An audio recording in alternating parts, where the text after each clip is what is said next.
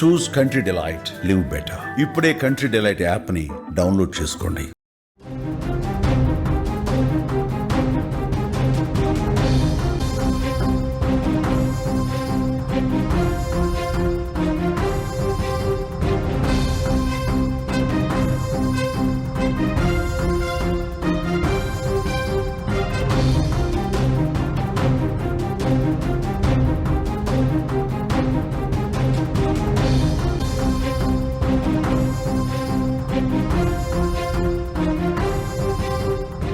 హైదరాబాదులో మరో ప్రేమ మోసం బయటపడింది.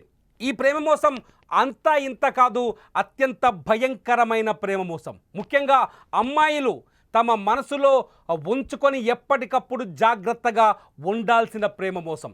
ఈ ప్రేమ మోసంలో విలన్ ఎవరో తెలుసా? పాకిస్తాన్కి సంబంధించిన ఫహద్ అనే యువకుడు. అదేంటి హైదరాబాదులో పాకిస్తాన్ యువకుడు ఏంటి అనుకుంటున్నారా? మీరు స్క్రీన్లో చూస్తున్న ఇతనే పాకిస్తాన్కి సంబంధించిన ఫహద్ అనే యువకుడు.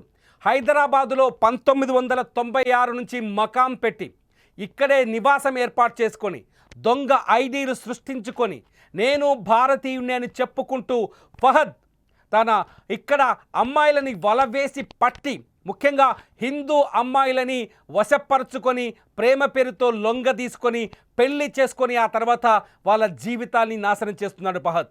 మెల్లగా మాటలు కలుపుతాడు, స్నేహం పేరుతో హాయ్ అంటాడు, ప్రేమ పేరుతో దగ్గరవుతాడు, పెళ్లి చేసుకొని ఒప్పించి జీవితంలోకి వస్తాడు. అంతకంటే ముందే అమ్మాయి పేరు మతాన్ని మార్చేస్తాడు.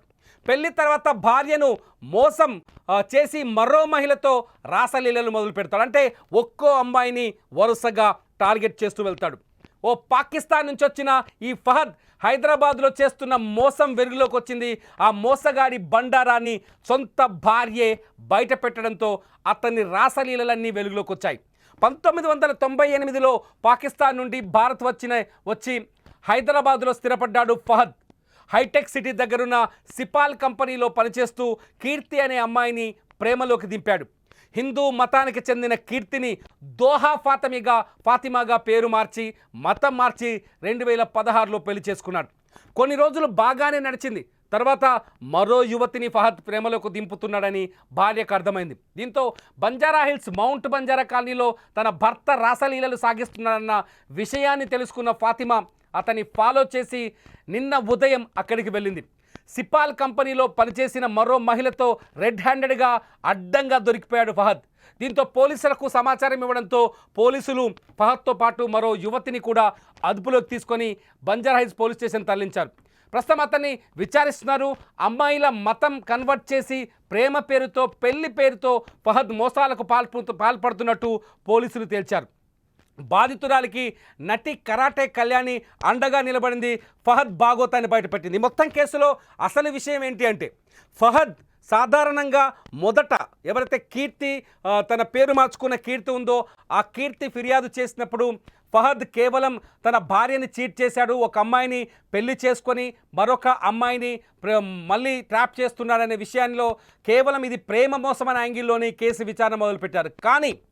కానీ ఫహద్ డీటెయిల్స్ ఐడి ప్రూఫ్స్ అన్నీ పరిశీలిస్తే ఫహద్ ఇండియన్ కాదు, హైదరాబాదీ అసలు కానే కాదు, అతను ఒక పాకిస్తానీ అని తేలింది. 1998లో ఫహద్ తన కుటుంబంతో కలిసి హైదరాబాద్కు వచ్చాడు. తన కుటుంబ సభ్యులు ఇప్పటికీ అంటే మొన్న భారత్ నిషేధం విధించే వరకు ఆపరేషన్ సింధూర్పై సందర్భంగా భారత్ నిషేధం విధించే వరకు వాళ్ళు పాస్పోర్ట్ ఆఫీస్కి వెళ్తూనే ఉన్నారు, వాళ్ళ వీసాని అప్గ్రేడ్ చేసుకొని వస్తూనే ఉన్నారు. కానీ ఫహద్ ఈ విషయాన్ని కీర్తి ముందు దాచిపెట్టాడు. కీర్తికి హైదరాబాద్ ముస్లింనని హైదరాబాదీనని నమ్మబలికాడు. కీర్తిని తన మాటలతో తన ప్రవర్తనతో బుట్టలో వేసుకొని ఆమెని పేరు మార్చి మతం మార్చి 2016లో పెళ్లి చేసుకున్నాడు.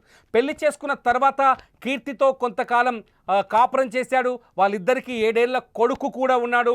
ఆ కొడుకు ఉన్న తర్వాత ఫహద్కి కీర్తి బోర్ కొట్టింది.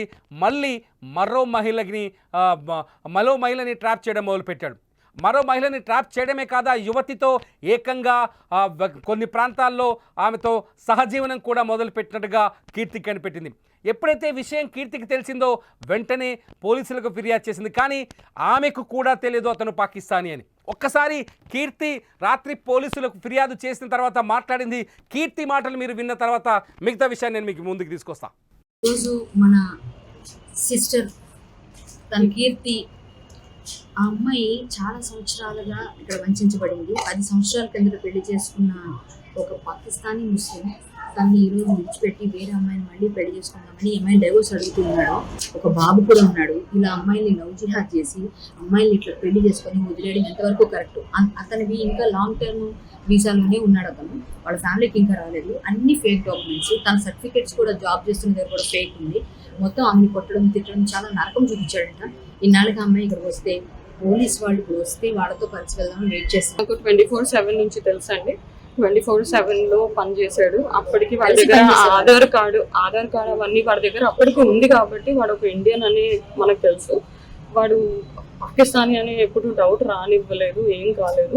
అది కాకుండా వాడికి పెళ్లి తర్వాత వచ్చేసిందని కూడా నాకేం తెలియదు దాని గురించి. కాకపోతే వాళ్ళ అమ్మ ఇంకా వాళ్ళ తమ్ముడు ఇంకా ఎల్టీవీలోనే ఉన్నారు. అయినా వాళ్ళ దగ్గర అందరి దగ్గర ఆధార్ కార్డులు, ఓటర్ ఐడీలు, పాన్ కార్డులు అన్నీ ఉన్నాయి సార్. వాళ్ళు అవన్నీ పెట్టుకొని ఇక్కడ ఇండియన్ లీగల్స్ లాగానే ఉంటున్నారు.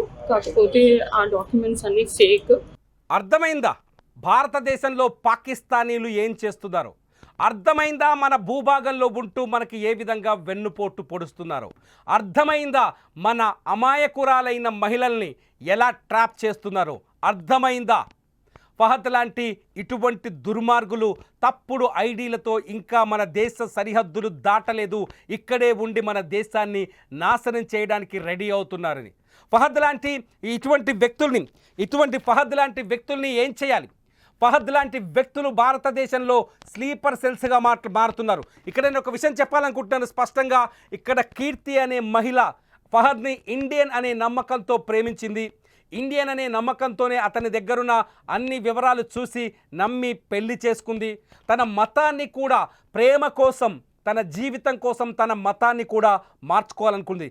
చాలామంది తల్లిదండ్రులు వీడియో చూస్తూ ఉండుంటారు. చాలామంది యువతులు ఈ లైవ్ చూస్తూ ఉండుంటారు. వాళ్ళందరికీ చెప్తున్నాను నేను, మీరు నమ్మొచ్చు, ప్రేమించిన వాడిని నమ్మాలి, ప్రేమించిన వాడి కోసం ఏదైనా చేయొచ్చు. కానీ అసలు ప్రేమించిన వాడు ఒరిజినలా ఫేకా తెలుసుకోవాల్సిన బాధ్యత మీకుంది. కీర్తి లాంటి తప్పు చేస్తే ఫహద్ లాంటి దొంగలు మీ జీవితంలోకి ఎంటర్ అయ్యి మీ జీవితాల్ని నాశనం చేస్తారు.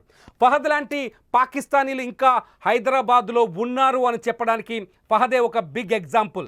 అర్ధరాత్రి బయటపడ్డ ఈ పచ్చి నిజం హైదరాబాద్ని వణికిస్తుందనే చెప్పాలి. ఎందుకంటే పాకిస్తాన్ భారత్ యుద్ధం తర్వాత, ఆపరేషన్ సింధూర్ తర్వాత భారతదేశం అందరికీ ఒక వార్నింగ్ జారీ చేసింది. ఎట్టి పరిస్థితుల్లోనూ ఎటువంటి వీసా కలిగి ఉన్నా సరే ఏ పాకిస్తానీ భారతదేశంలో, భారత భూభాగంలో ఉండటానికి వీలు లేదని చెప్పింది. ప్రతి పాకిస్తాన్ పౌరుడు ఈ దేశాన్ని దాటి, ఈ సరిహద్దును దాటి వెళ్ళిపోవాలని సూచించింది. ఈ దేశం విడిచి వెళ్ళినప్పుడే ఈ దేశం భద్రంగా, సురక్షితంగా ఉంటుందని చాలా స్పష్టంగా భారత విదేశాంగ శాఖ, భారత హోంమంత్రిత్వ శాఖ చెప్పింది. అయినా సరే హైదరాబాదులో పాకిస్తానీలు ఉన్నారు చెప్పడానికి ఫహద్ ఒకడే ఎగ్జాంపుల్. అయినా సరే ఫేక్ ఐడీలతో, తప్పుడు ఐడీలతో, తప్పుడు ధృవీకరణ పత్రాలతో, తప్పుడు ఎడ్యుకేషన్ సర్టిఫికెట్స్తో పాకిస్తానీలు అనేక మంది పాత బస్తీ ఏరియాలో ఉన్నారని గతంలో కూడా మనం ఈ విషయాన్ని ఆపరేషన్ సింధూర్ సందర్భంలో చర్చించుకున్నాం. హైదరాబాద్ పాత బస్తీలో అనేక మంది నిజాయితీ పరుల మధ్య కొందరు దొంగలున్నారు. హైదరాబాదులో ఉన్న అనేక మంది మన ముస్లిం సోదరుల మధ్య కొందరు పాకిస్తానీలు కూడా మన భారతీయుల్లాగే నటిస్తున్నారని చెప్పడానికి ఫహద్ ఎగ్జాంపుల్, అతిపెద్ద ఎగ్జాంపుల్ ఫహద్. నిన్న లంగర్ హౌస్లో కూడా ఫహద్ని పట్టుకున్నారు. నిజానికి లంగర్ హౌస్లో అదుపులోకి తీసుకున్నారు. లంగర్ హౌస్లో అదుపులోకి తీసుకున్న తర్వాత ఫహద్ దొంగ వేషాలన్నీ వెలుగులోకి వచ్చాయి. ఫహద్ కుటుంబ సభ్యులు కూడా లాంగ్ వీసాతో ఇండియాకు వచ్చారు. కానీ ఆపరేషన్ సింధూర్ తర్వాత వీళ్ళు తిరిగి పాకిస్తాన్ వెళ్ళిపోవాల్సి ఉంది, కానీ వెళ్ళలేదు. ఇక్కడే తప్పుడు ధృవీకరణ పత్రాలు, తప్పుడు ఆధార్ కార్డులు, తప్పుడు ఐడి ప్రూఫ్లు క్రియేట్ చేసి ఇక్కడే ఉండిపోతున్నారు. కీర్తి అనే అమ్మాయి ఫహద్ని ప్రేమించడం వల్ల, అతన్ని పెళ్లి చేసుకోవడం వల్ల, అతనితో కాపురం చేసిన తర్వాత ఆ అమ్మాయికే తెలియదు. చాలా స్పష్టంగా రాత్రి ఫహద్ డాక్యుమెంట్స్ని పోలీసులు చెక్ చేసే వరకు కీర్తికి కూడా తెలియదు అతను ఒక పాకిస్తానీ అని. కీర్తి కూడా అతను భారతీయ ముస్లిం అని ఆలోచించింది, భారతీయుడని నమ్మి అతనితో జీవితాన్ని పంచుకోవడానికి ముందుకెళ్ళింది. కానీ కీర్తికి ఆ తర్వాత తెలిసింది పాకిస్తానీ బుద్ధి ఇలాగే ఉంటుందని. ప్రతి పాకిస్తానీ మహిళల్ని వేధిస్తాడని, ప్రతి పాకిస్తానీ మహిళల్ని చిత్రహింసలకు గురి చేస్తారని, పాకిస్తాన్లో పద్ధతే ఇదని చాలా స్పష్టంగా కీర్తికి అర్థమైంది. కీర్తి ఎప్పుడైతే ఫహద్ అసలు రూపం బయటపడిందో అప్పటి నుంచి ఆమె పోలీసుల సహాయం తీసుకుంటోంది, పోలీసుల సహాయం కోరుతోంది. ఆమెకి ఈ ఫహద్ నుంచి ప్రాణహాని ఉందని చెప్తోంది, ఫహద్ నుంచి తప్పించాలని, తనని కాపాడాలని వేరుకుంటుంది. ఈ ఫహద్ ప్రస్తుతానికి ఇంకొక యువతిని కూడా ట్రాప్ చేసినట్టుగా తెలుస్తోంది.